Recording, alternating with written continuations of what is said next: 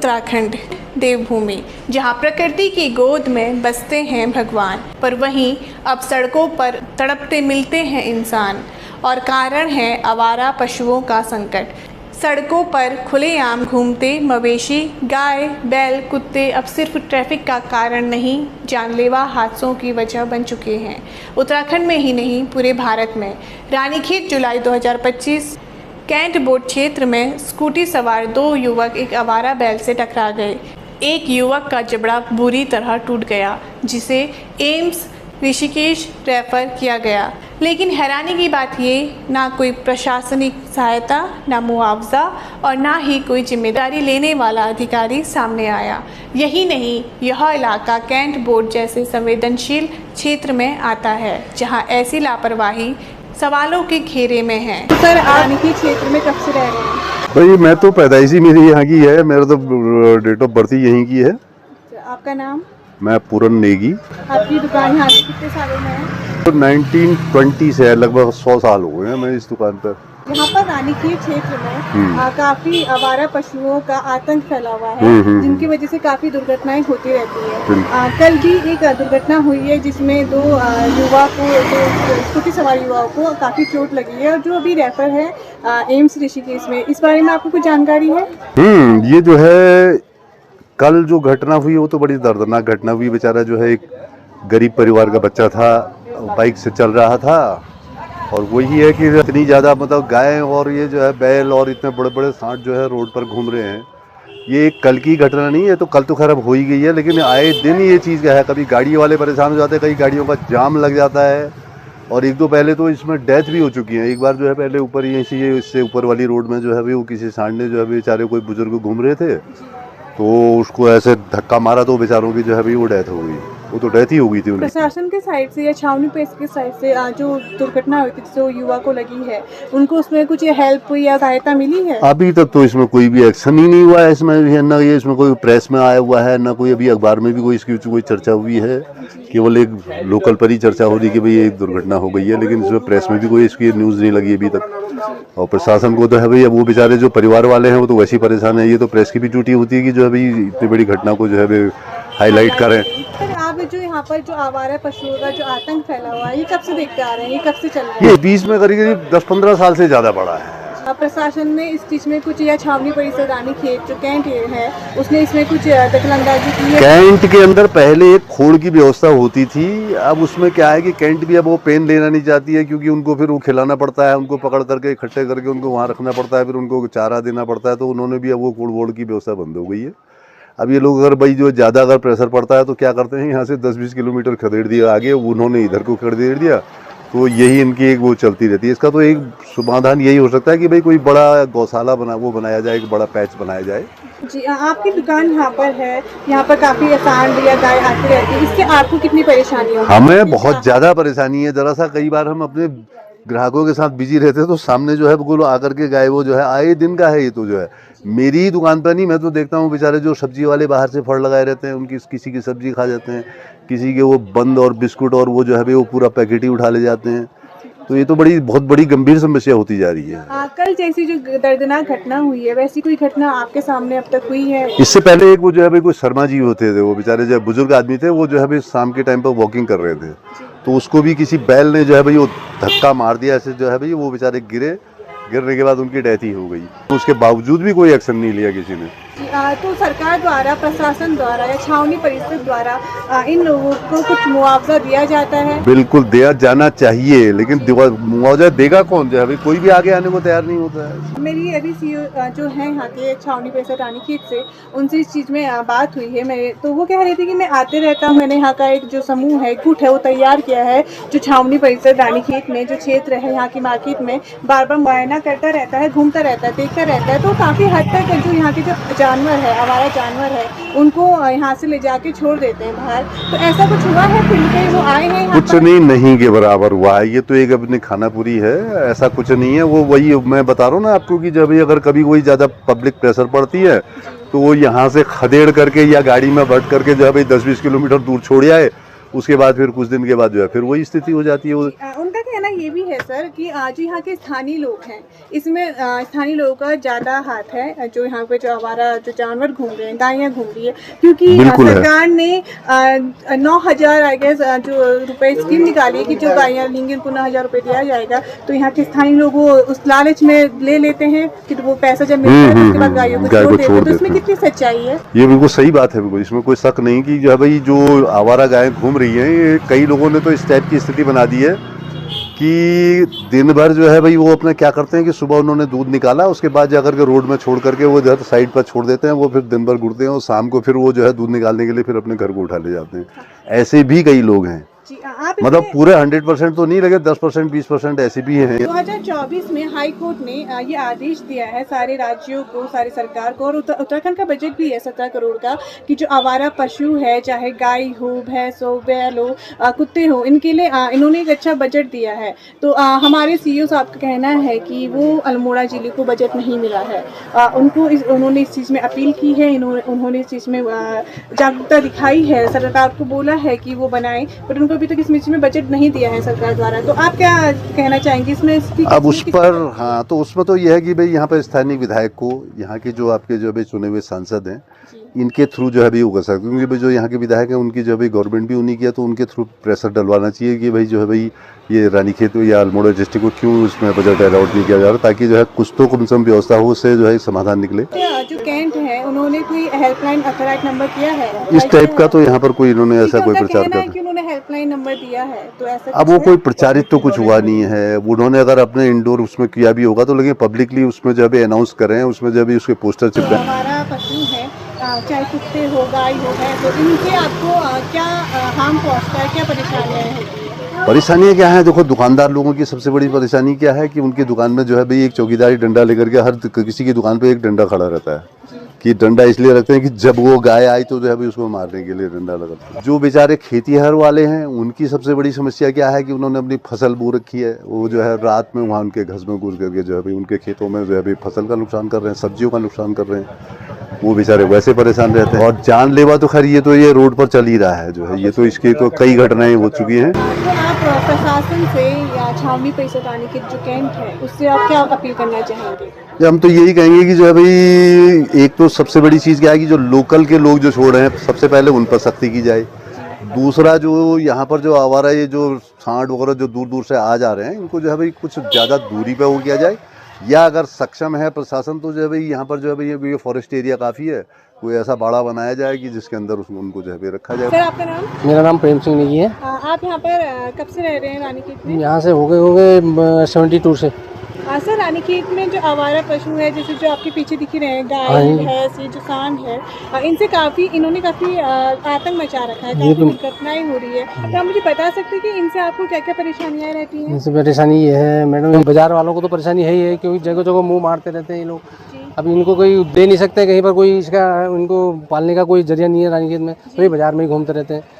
तो और ये जहाँ पर कूड़ेदान होते हैं वहीं पर ये इकट्ठा हो जाते हैं।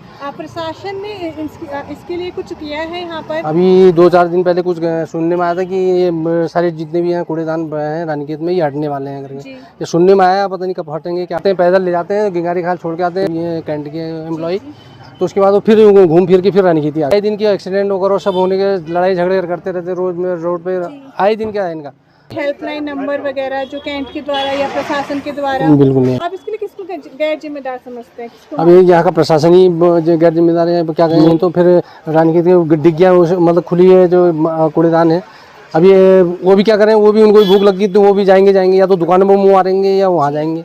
गायों के साथ साथ बैलों के साथ साथ कुत्ते हैं, बंदर हैं, इनका भी काफी आतंक है। इनका भी बहुत आतंक है रानीखेत में। अभी तक कुछ सुविधाएं? बिल्कुल नहीं, सब ये भैया बाजार में ही पल रहे सारे। आप यहाँ पर रानीखेत क्षेत्र में छावनी परिषद में कब से कार्य करते हैं एज अ सीईओ पद में? मैंने यहाँ 2023 में ज्वाइन किया है, सितंबर 2023 में। 2023 से आपको कोई ऐसी सूचनाएं, शिकायतें नहीं मिली है आवारा पशुओं को लेकर कि वो हमें उनसे यहाँ पर जो रहने वाले लोग हैं, स्थानीय लोग, उनको हार्म हो रहा है या वो दिक्कतें पैदा कर रही है यहाँ? इसकी लगातार सूचनाएं आती रहती है। हमने काफ़ी बार इसको अभियान चला के आवारा पशुओं को जो छावनी क्षेत्र है उनसे हटाया भी गया है।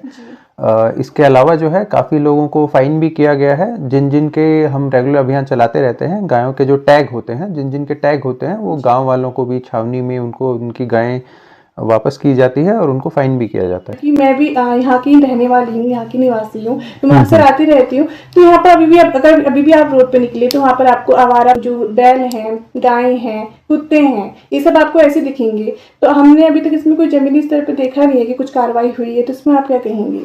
कुत्तों के भी जैसे स्टेरिलाइजेशन का हमने कदम उठाए हैं। लास्ट ईयर ही करवाया गया था कुत्तों का स्टेरिलाइजेशन, और इसके अलावा जो भी आपके आवारा पशु हैं उनके लिए हमने राज्य सरकार से भी डिमांड की है।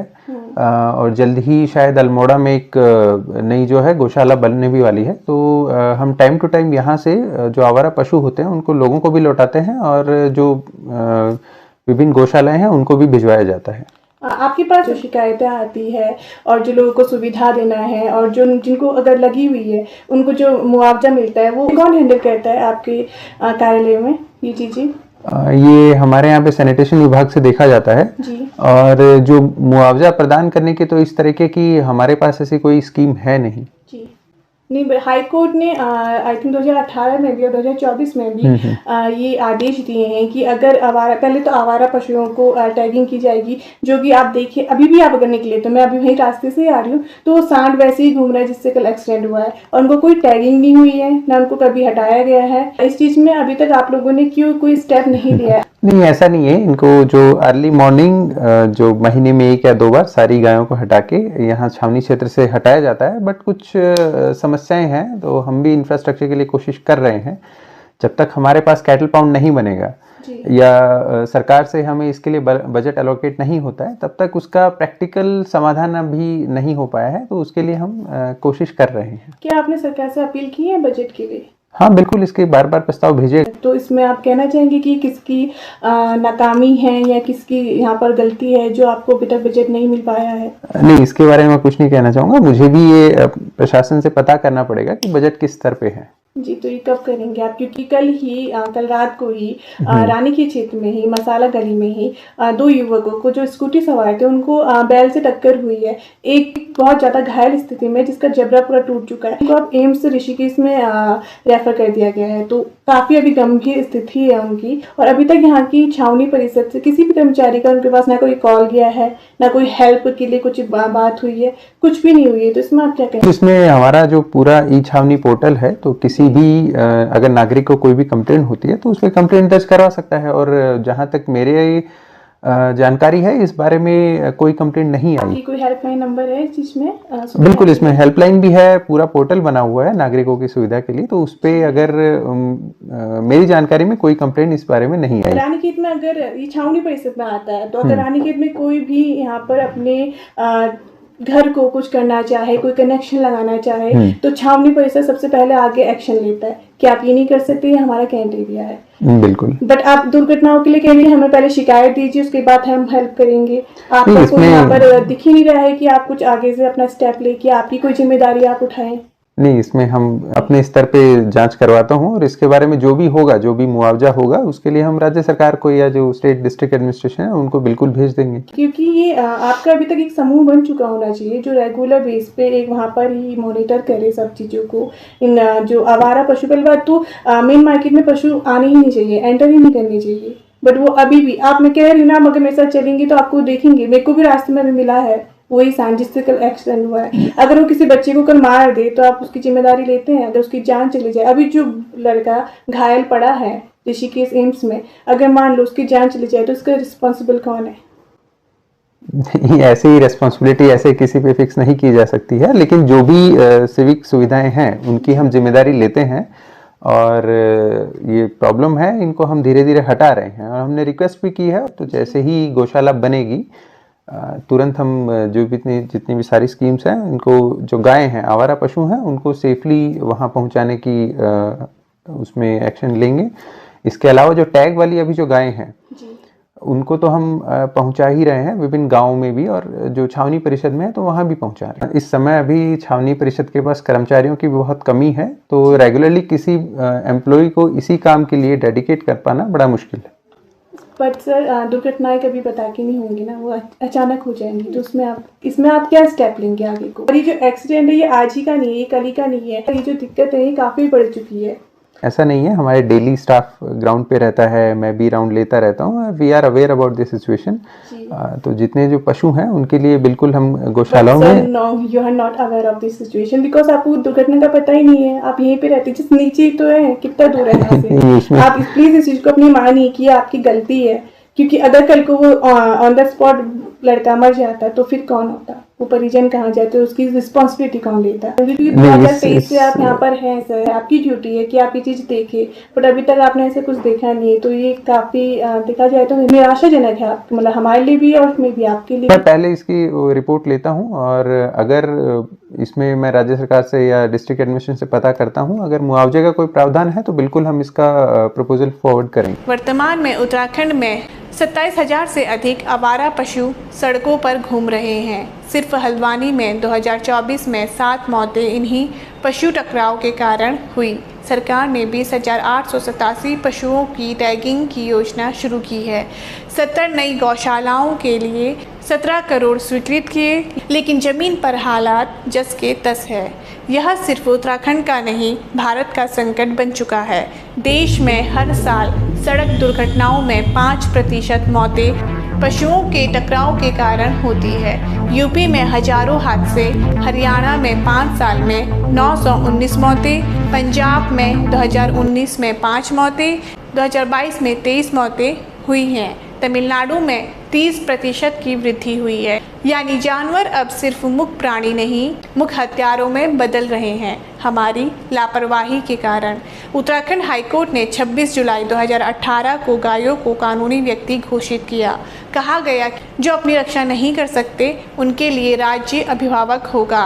पेरेंट्स पैट्री सिद्धांत के तहत आदेश में शामिल थे हर जिले में गौशाला, सड़क दुर्घटना नियंत्रण दल, अस्पतालों में पशुवाट, गौहत्या पर सख्त रोक, टोल फ्री शिकायत नंबर, दुर्घटनाग्रस्त व्यक्ति को मुआवजा। उत्तराखंड सरकार ने योजनाएं तो बनाई हैं, पर क्रियान्वयन में भारी देरी है। गौशालाएं अधूरी, टैगिंग अधूरी, नगर निकायों की जवाबदेही नदारद और आम जनता की भागीदारी नगण्य। अब ज़रूरत है सख्त कार्रवाई, समयबद्ध निर्माण, लोक जवाबदेही और संवेदनशील समाज की।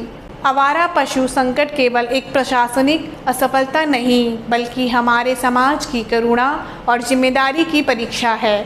हाईकोर्ट का आदेश हमें याद दिलाता है, संविधान, संस्कृति और करुणा तब तक अधूरे हैं जब तक हम निर्बलों के साथ खड़े ना हों, चाहे वो इंसान हो या पशु।